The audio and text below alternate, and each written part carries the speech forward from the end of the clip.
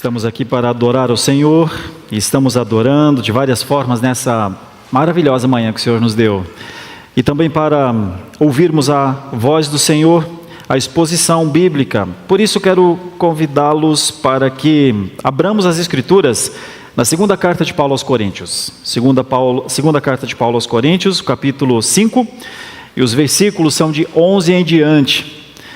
Inicialmente eu pensava em expor de 11 a 21, mas vou fazer a exposição de 11 a 17, hoje pela manhã, e em outro momento de 18 até 21. Então, abra por favor a palavra de Deus, ou acompanhe por favor nos nossos monitores, 2 aos Coríntios capítulo 5, com os versículos de 11 a 17. O tema da nossa meditação nessa manhã é sob nova direção, como está no nosso boletim e já vai aparecer aqui nos nossos monitores. Uma vida sob nova direção. Já adianto para você, quero trazer nessa manhã ênfase sobre o que é uma vida sob nova direção. O que é viver sob essa nova direção a partir de uma conversão genuína, a partir de um conhecimento. Porque às vezes nós pensamos que todos precisam exatamente de uma conversão, mas essa é uma palavra que precisa de muitas explicações. Os filhos da aliança, desde muito cedo, conhecem pelos pais a fé e depois, com o tempo, vão conhecendo o autor dessa fé, Jesus Cristo. Então, o que é viver sob essa nova direção? O que é? E vocês vão perceber pela ilustração inicial que tem algumas novas direções que não são tão novas assim. E a gente precisa se perguntar como isso acontece. Vou ler o texto, conversar com as nossas crianças, como sempre fazemos, e então expô-lo a todos nós nessa manhã. 2 aos Coríntios 5, versículos 11 em diante, está escrito assim na palavra de Deus. E assim, conhecendo o temor do Senhor, procuramos persuadir as pessoas, mas somos plenamente conhecidos por Deus. E espero que também sejamos reconhecidos na consciência de vocês. Não queremos novamente nos recomendar a vocês. Pelo contrário, estamos dando uma oportunidade para vocês se orgulharem por nossa causa, para que tenham o que responder aos que se gloriam na aparência e não no coração.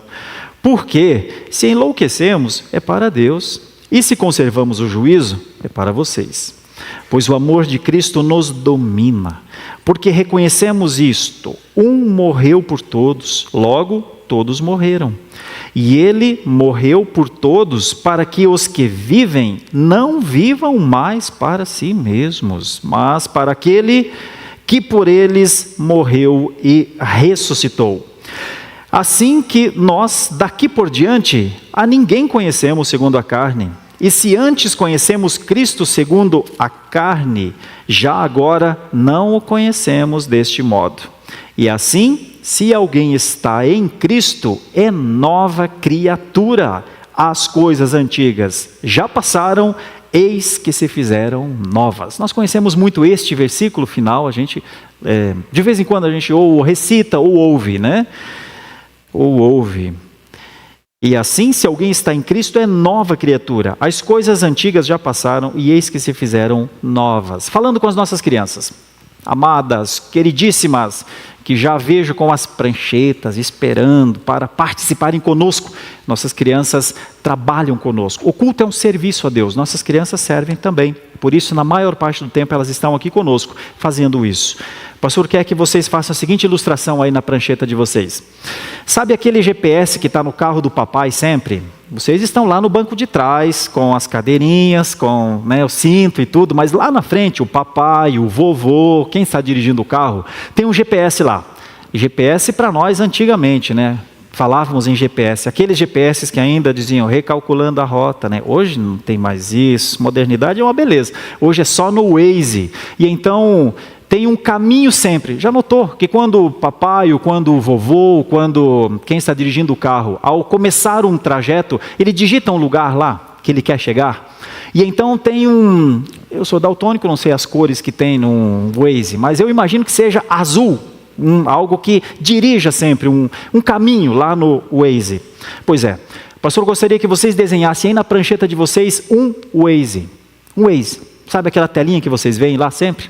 Que pode estar ou no telefone de papai ou lá no aparelho de rádio dos carros modernos dos nossos dias. Desenhem um Waze, mas o pastor gostaria que vocês colocassem o seguinte: o destino, sabe o destino? É Deus. Quem está fazendo essa caminhada são vocês. Então faz o GPS, faz o caminho, Deus em cima e embaixo eu. Será que as crianças pegam isso? Acho que pegam, né? GPS, um caminho, GPS, Waze, um caminho, embaixo eu, você, destino, Deus. Sabe aquele risco, que eu imagino que seja azul? Jesus se chama de caminho nas Escrituras. Para você chegar a Deus, só por Jesus. É claro que você ainda é novinho, imagina, Catarina não entende isso hoje, não consegue entender, mas muitas das nossas crianças com 5 anos, 6 anos, já entendem isso claramente. Que elas precisam chegar a Deus e só Jesus as leva, porque Ele é o caminho. Se vocês fizerem essa ilustração e olharem para isso de vez em quando, percebendo que vocês estão num caminho, como esse Waze que está aí no carro do papai, do vovô, do tio, e que Deus é o destino final, e que só Jesus leva vocês para lá, a gente vai se encontrar no céu. Vai sim, a gente vai se encontrar no céu. Quem se perder não vai estar lá, muitos não estarão. Mas eu tenho uma esperança grande que os filhos da aliança estejam todos lá. Mesmo que em alguns momentos nessa vida, às vezes se pareçam um pouco perdidos. É possível. Mas existe uma promessa para você e para sua casa. Existe uma ênfase nesse aspecto de família. Você e sua família. Claro que isso implica em muita responsabilidade dos pais. Mas se nossas crianças compreenderem isso, se nossos pais ensinarem o tempo inteiro isso, nós nos veremos no céu. Viu, criançada? Vamos louvar juntos lá. Com povos, com tribos de todas as nações. E vocês estarão lá com a gente, tá bom? Bora para o desenho agora? Agora conosco. Nós que não precisamos de tantas ilustrações para entender que Jesus Cristo é o caminho, né? Que Deus é esse destino final, que o céu é este lugar de glória. Nós que sabemos que um dia o Senhor nos chamou para este caminho. Vamos pensar no que é essa nova direção que nos aconteceu? Vamos pensar nisso? Quero contar um exemplo negativo, para mim até engraçado, para você não sei se isso será engraçado, mas para mim foi. Você não conhece o restaurante do Ben? Quando eu era pastor da Igreja Metropolitana em Porto Alegre, aliás, até porque esse restaurante fechou. Então, se não conheceu, não vai conhecer mesmo. Eu conheci o restaurante do Ben. Ele ficava perto ali da Juarez Távora, perto da Bento Gonçalves. Quem conhece a zona leste de Porto Alegre, a Bento Gonçalves é uma grande avenida. Nossa igreja, a Igreja Metropolitana, estava lá. E perto da Metropolitana tinha o restaurante do Ben. O presbítero Alexandre conheceu a Igreja Metropolitana. Nós passamos lá agora, nessa nossa viagem missionária, né? Em frente, pelo menos. E então, um dia eu chamei o meu irmão presbítero, que trabalhava muito comigo lá, o Chico. Chico, vamos comer alguma coisa ali no Comeu Morreu do Ben? Aí o Chico falou, mas o restaurante do Ben não está muito bom. Vamos no outro, vamos no restaurante do Caetano. Falei, vamos, tá bom então. Estávamos passando em frente ao restaurante do Ben e nós vimos lá, sob nova direção. Sob nova direção. E aí eu olhei assim, e o nome não estava igual mesmo, não estava restaurante do Ben, porque o nome do dono era Benvenuto. Então ele colocou restaurante do Ben, porque seu nome era um marketing interessante até.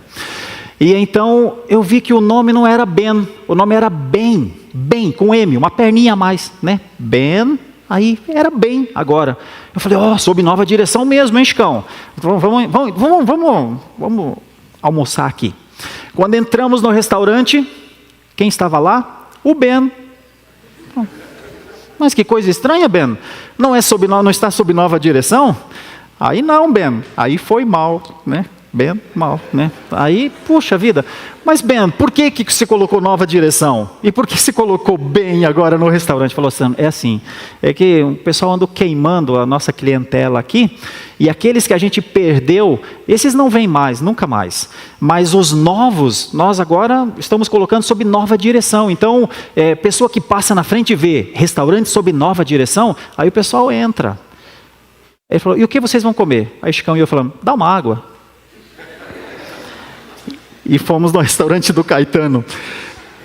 Tem direção que não é tão nova assim.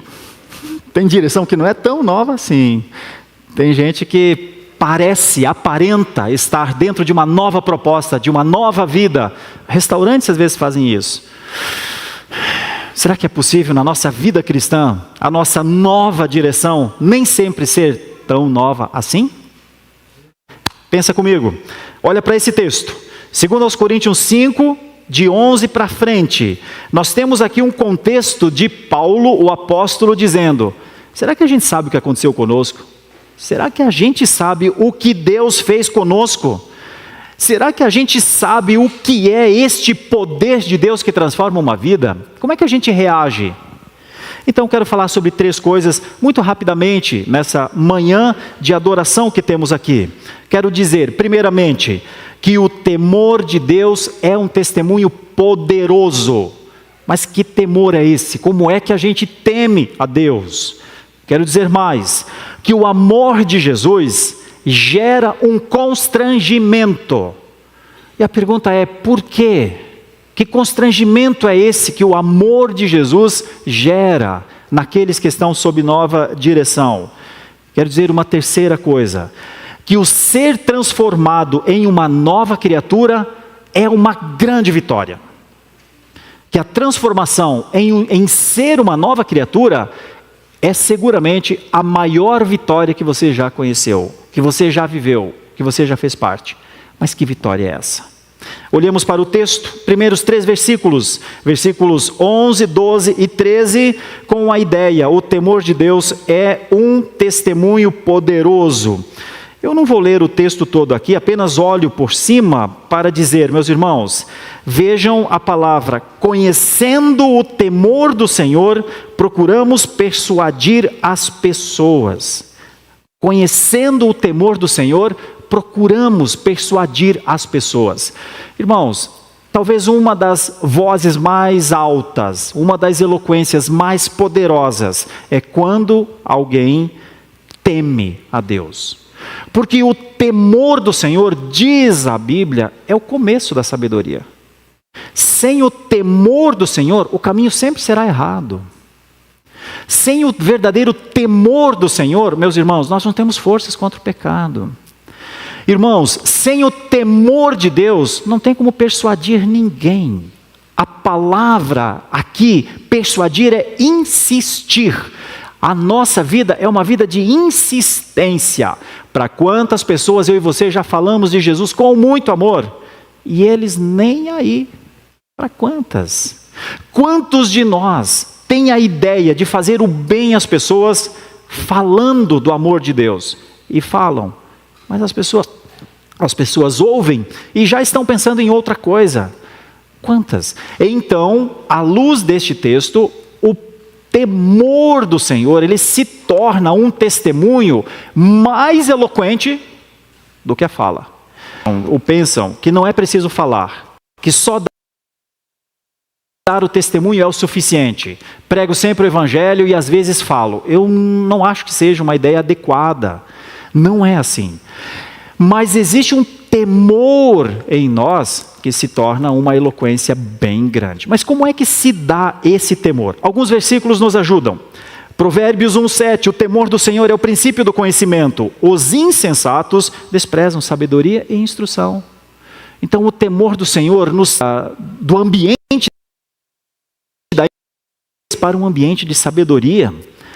Pedro diz: antes santifiquem Cristo como Senhor em seu coração, porque só assim vocês estarão preparados para responder a qualquer que lhes pedir a razão da esperança que há em vós.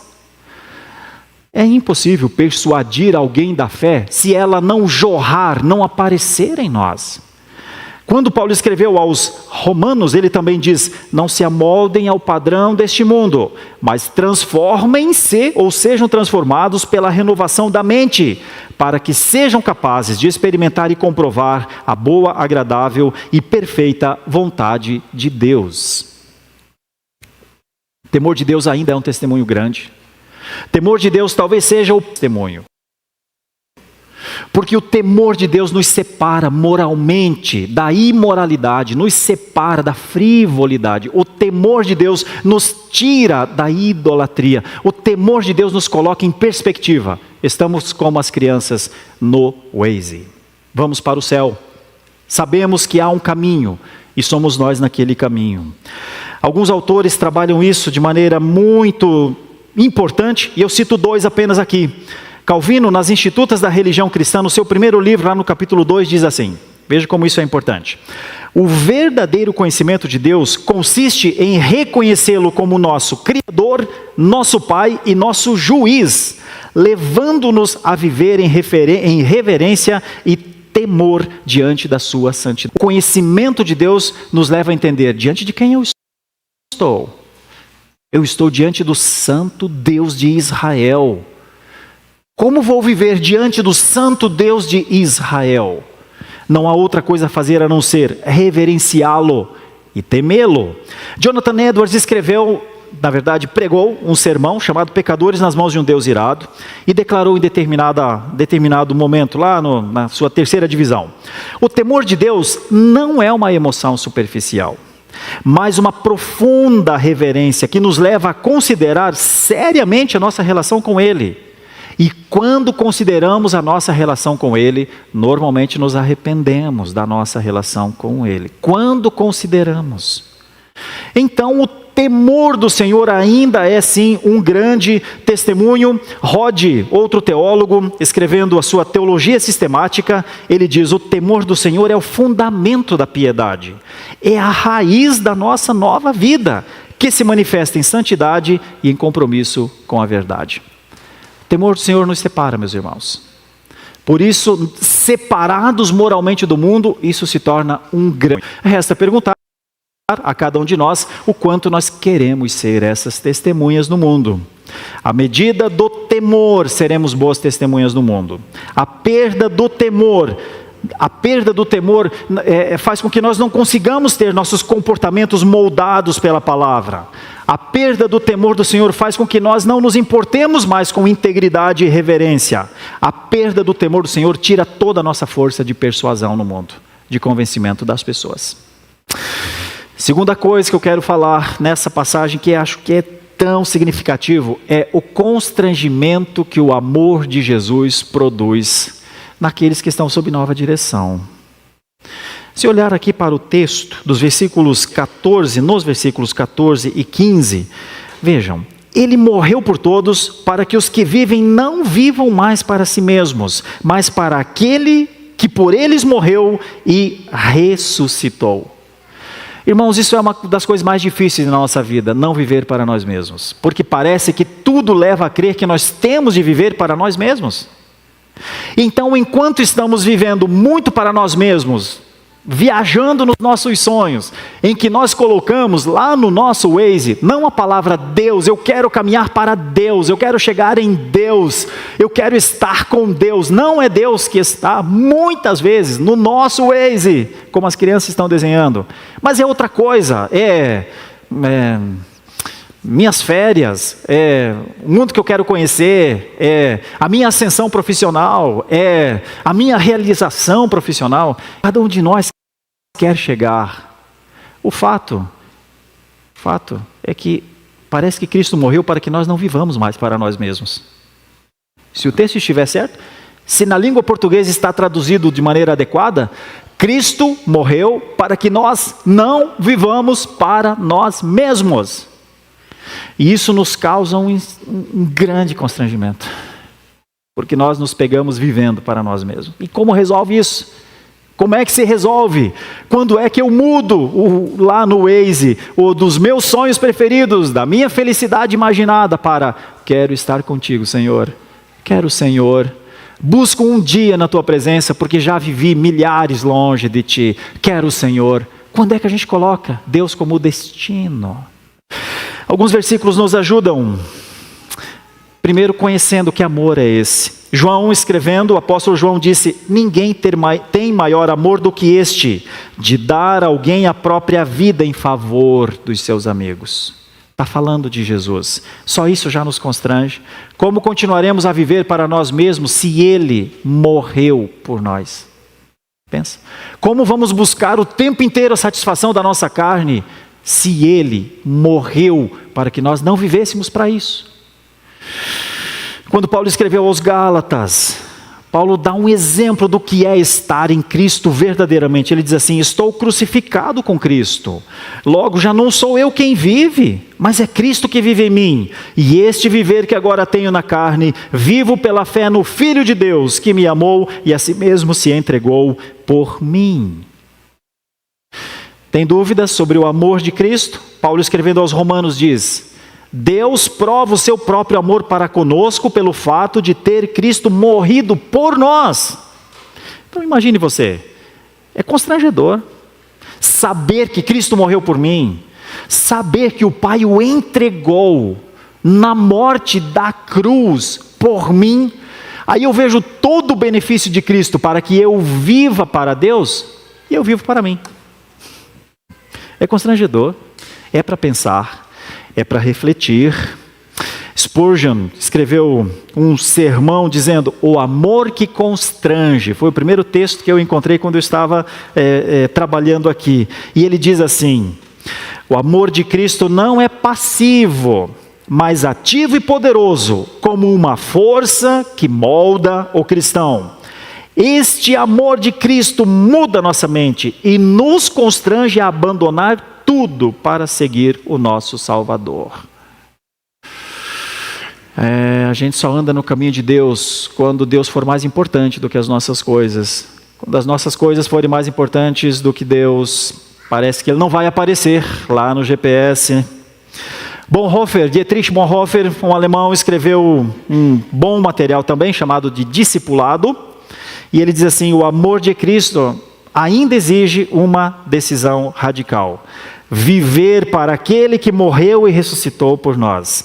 Esse amor é o chamado à obediência que transforma. O amor de Cristo continua a constranger-nos, irmãos. Tão grande amor constrange o nosso coração a nos negar ou não. Pensemos nisso, o amor de Cristo nos impulsiona a vivermos para Ele. Mas isso leva a pensar: meus interesses são mais importantes do que a glória de Deus? Se nossos interesses forem mais importantes, provavelmente teremos de conviver com o constrangimento. Descobrimos apenas que estamos profundamente constrangidos. Tanto amor encontrou tanto egoísmo. Desculpa, Senhor, vou viver constrangido. Essa não é uma boa direção de vida. Pensemos nisso. Terceiro tópico: a transformação em nova criatura é verdadeiramente uma vitória. Uma grande vitória. A maior vitória. Por isso, nova criatura, aliás, é o que está aqui nos versículos 16 e 17. Assim que nós daqui por diante a ninguém conhecemos segundo a carne, e se antes conhecemos Cristo segundo a carne, já agora não o conhecemos deste modo. E assim, se alguém está em Cristo, é nova criatura. As coisas antigas já passaram, eis que se fizeram novas. A transformação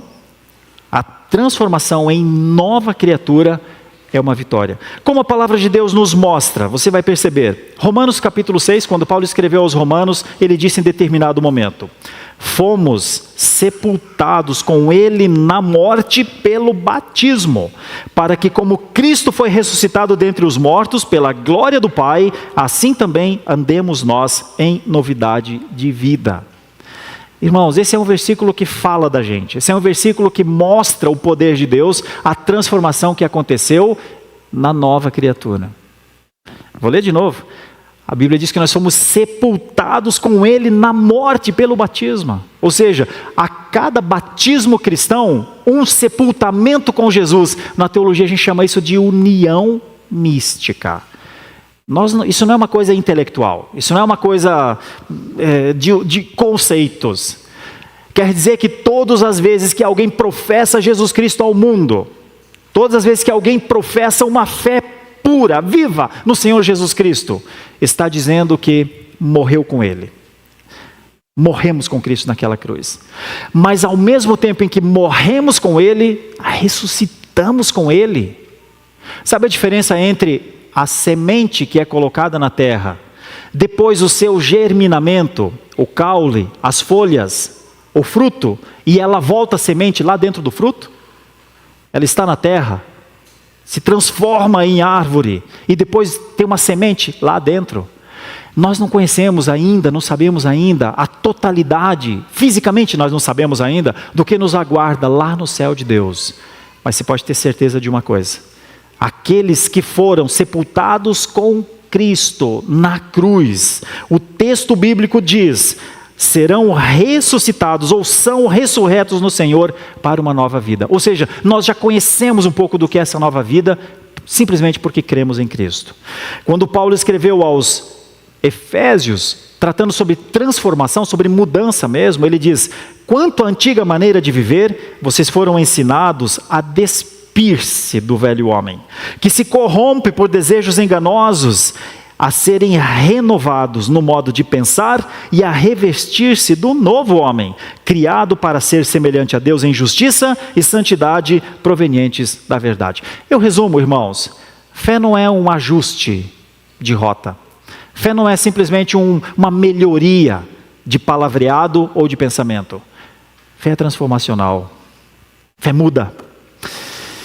A fé muda. A fé faz com que os pensamentos não sejam só melhorados, sejam novos. Que a esperança não seja uma expectativa qualquer, seja uma certeza. A fé faz com que a verdade de Deus agora se torne a verdade que eu creio. Não é a verdade que todo mundo crê, é a verdade que eu creio agora. Então, transformação em nova criatura é a vitória maior que alguém pode experimentar, é a vitória sobre o velho homem, é a vitória sobre a morte, é a vitória sobre aquele estado de ter de pagar com a própria vida por algo que nós não teríamos outra forma senão pagar. Quando Paulo escreveu aos Gálatas, ainda nesse sentido, ele diz assim: porque nem a circuncisão é coisa alguma, nem a incircuncisão, mas o ser nova criatura é que é alguma coisa. É porque eles estavam pensando: se eu circuncidar, Deus vai me amar, se eu cumprir as regras, Deus vai me aceitar. E Paulo, escrevendo aos Gálatas, a sua primeira carta, ele diz assim: gente, não é assim, acertar 2 ou 3 coisas que estão ruins aqui na minha vida e pronto, minha relação está boa com Deus. Não é assim, me lembrei aqui na hora da confissão de pecados que eu tenho aquele pecado que eu estou voltando a cometer, aí eu também posso melhorar mais nessa outra área e então eu vou viver bem diante do Senhor. Paulo diz: gente, não é de fazer ou não fazer, é de ser. O ser nova criatura é que é alguma coisa, as outras coisas ainda não são alguma coisa. Agostinho de Hipona, no seu livro, na sua obra, na verdade, Confissões, diz assim: em Cristo somos feitos novos. Tudo que era velho foi deixado para trás. A nova vida que recebemos é a vitória sobre o antigo eu. Agostinho de Hipona: a nova vida que recebemos, a nova vida que recebemos é a vitória sobre algo que caminha conosco ou que parece querer reviver o tempo inteiro, o antigo eu. Quem é o seu antigo você? Como pensava o antigo você? Como vivia o antigo você? Como esse antigo você bate na porta da sua vida hoje e diz assim: ei, eu estou aqui para você voltar a ser como você era antes. O que é, para quem foi alcançado por Deus, a nova vida? Olha, ou ela é uma vitória sobre o antigo eu, ou é uma vitória que ainda está por vir. Martinho Lutero, trabalhando num texto muito antigo, Liberdade Cristã, de 1520, ele diz: a fé transforma o cristão, liberta o cristão do pecado, concede-lhe uma nova vida. Por isso, o cristão é uma nova criatura que agora vive para Deus. Ou seja, não é mais para nós mesmos. Como Paulo escreveu aos Coríntios. João Calvino também, mais uma vez, lá no seu livro 3, no capítulo 3, diz assim: a regeneração, ou seja, a nova vida, a ideia de genal, de vida, nova vida. A regeneração que o Espírito Santo opera em nós significa que o velho homem foi deixado para trás e que vivemos agora como criaturas novas, segundo a imagem de Deus. Como novas criaturas, meus irmãos, realmente somos deixados ou somos chamados a deixar este velho eu.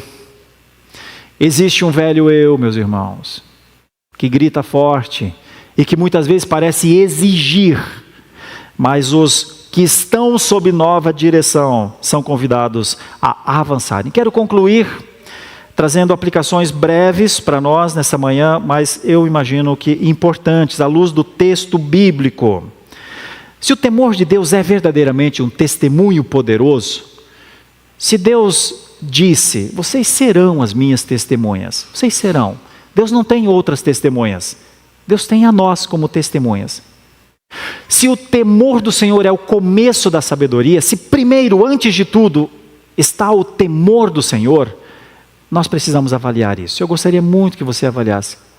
Como eu e você temos temido a Deus? Alguns acham que Deus é tão rigoroso e que nós temos de temer o rigor de Deus. Nós temos de temer as penas de Deus. Irmãos, as penas de Deus foram todas em Cristo. Nós não tememos a Deus por fobia, não. Nós não tememos a Deus por um simples medo, embora o termo phobos na língua grega é medo mesmo.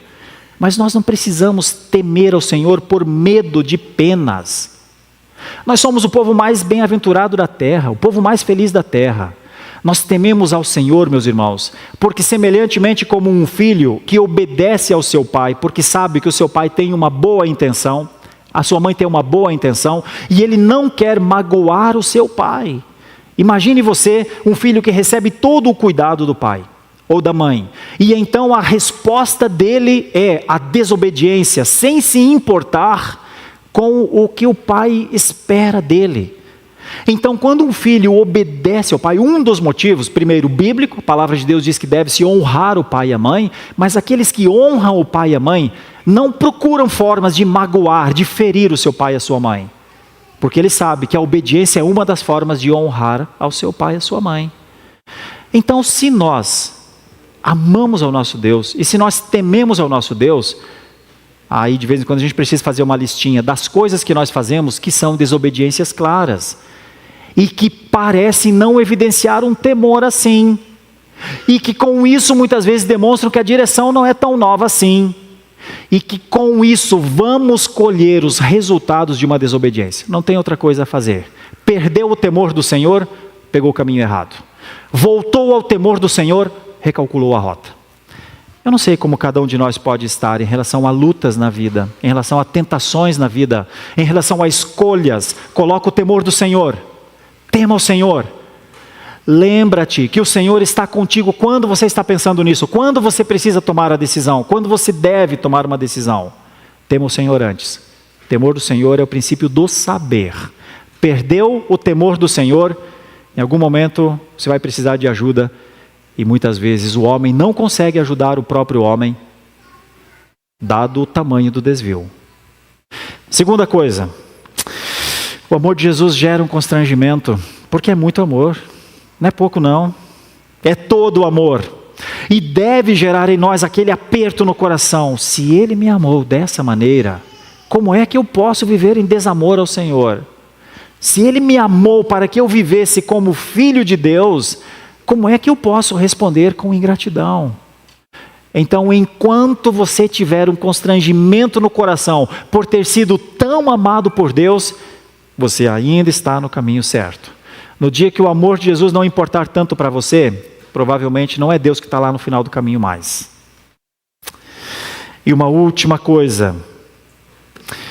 Muitos de nós hoje vivem em busca de realizações. Muitos de nós vivem em busca de um significado, para justificar, para dizer a alguém, para provar que somos alguma coisa. O que somos de verdade é nova criatura. As outras coisas vêm depois, se vierem. O que vale verdadeiramente diante do Senhor é que eu e você somos novos no Senhor. Nós não fomos remendados, nós não fomos recauchutados, nós não fomos melhorados, nós fomos transformados. E aí alguém poderia dizer assim: puxa vida, será que eu sou essa pessoa com a vida que eu levo? Será que eu sou transformado assim? Essa é a reflexão que eu gostaria de trazer para você que talvez esteja em dúvida. Deixa eu dizer uma coisa que num primeiro momento pode parecer muito estranho. Pode ser que não. Pode ser que não. Porque a gente se acostuma a viver como as pessoas vivem, a gente se acostuma a falar como as pessoas falam, a gente se acostuma até a pensar como as pessoas pensam. Mas não é pelo fazer coisas. É pelo ser. E então, se houver uma pessoa entre nós nessa manhã que tenha dúvida sobre ser uma nova criatura, por favor, não saia dessa igreja sem falar com Deus. O Senhor, no seu Espírito, pelo seu Espírito, pode aplicar a obra da cruz a você. Pode sim. Eu sei que muitas pessoas ao longo da caminhada já disseram que amam a Jesus, muitas pessoas ao longo da caminhada se convenceram de que aquele é o melhor lugar, mas quando perguntam a essas pessoas como é a sua vida de oração, não tem. Como é a sua vida de leitura da palavra de Deus? Não tem. Como é a sua vida de viver como um testemunho no mundo? Não tem. Como é a sua segurança da salvação? Não tem. Como é o seu testemunho como um homem ou uma mulher que vive como um peregrino nessa terra? Não tem. Bom, essas coisas devem nos levar a pensar, então eu sou essa nova criatura? Nenhum de nós tem poder para ser nova criatura porque quer, mas o Senhor tem o poder de transformar todas as criaturas criadas, todos os seres humanos criados em filhos, em novas criaturas. Isso eu sei. Então é porque o Senhor tem poder, não porque nós temos poder. Porque o Senhor enviou Jesus Cristo, não porque agora eu tomei a melhor decisão da minha vida, mas é pela misericórdia de Deus e pelo aplicar do Espírito Santo, porque o Espírito Santo aplica a obra de Jesus Cristo, é que nós podemos crer, que podemos ser transformados. Para chegar lá no céu de Deus, só as novas criaturas chegam. Se não foi, não chega. Precisa ser. Então eu quero fazer uma oração. Eu sei que a grande maioria tem convicção absoluta de que é nova criatura. Tem convicção absoluta que é mais do que vencedor. Mas e se houver um entre nós que não tem? Eu gostaria de falar para você. Fechemos os nossos olhos, feche seus olhos por um instante e pense por um momento só. O meu temor é o meu maior testemunho. O amor de Jesus, sim, continua constrangendo o meu coração a ser uma pessoa adoradora. A transformação que aconteceu em mim é a minha maior vitória. Mas Senhor, se porventura houver alguém entre nós que o temor do Senhor não aparece como um testemunho, que o amor de Jesus não constrangeu ainda o coração, e que quando se fala em transformação em nova criatura, ainda se pergunta, eu não entendi isso, eu não sei o que é isso, eu tenho uma oração para fazer. Que o Teu Santo Espírito possa abrir definitivamente este entendimento. Que o Teu amor misericordioso possa atrair a Ti, possa colocar esta pessoa diante do Senhor de tal maneira que esta pessoa não possa sair por suas forças da Sua presença e não consiga encontrar refúgio em outro lugar, senão nos Teus tabernáculos, nos Teus átrios. Senhor, a Tua palavra é poderosa, Tua palavra opera grandes coisas, mas a maior vitória que nós conhecemos é a da vida sobre a morte. É a vitória de Jesus. Essa é a vitória que nos faz vencedores. A vitória de Jesus sobre a morte. Senhor, se houver alguém entre nós que ainda não é um vitorioso, uma vitoriosa, que o Teu Santo Espírito faça desse instante uma ocasião para transformar uma vida. E Senhor, como é maravilhoso saber que o Senhor faz isso pelo Seu poder, não por força de homem, não por argumento de homem, mas porque o Senhor persuade por Sua palavra ao arrependimento, à confissão de pecados, a uma disposição nova de alma, a uma esperança que não passa, a esperança da vida eterna. O Senhor quer fazer essa obra em alguém que o Senhor faz. Talvez nós nunca saberemos, mas este é o poder da tua palavra. Isso é uma direção de Jesus, uma direção eterna de Jesus. Esta é a nossa oração. Oramos em nome de Jesus. Amém. Muito obrigado por nos acompanhar até o final deste vídeo. Para receber mais reflexões e ficar por dentro dos próximos conteúdos, te convidamos a seguir as nossas redes sociais que estão na descrição. Alguns vídeos aparecerão na tela, caso queira continuar nos assistindo. Abraço e até a próxima.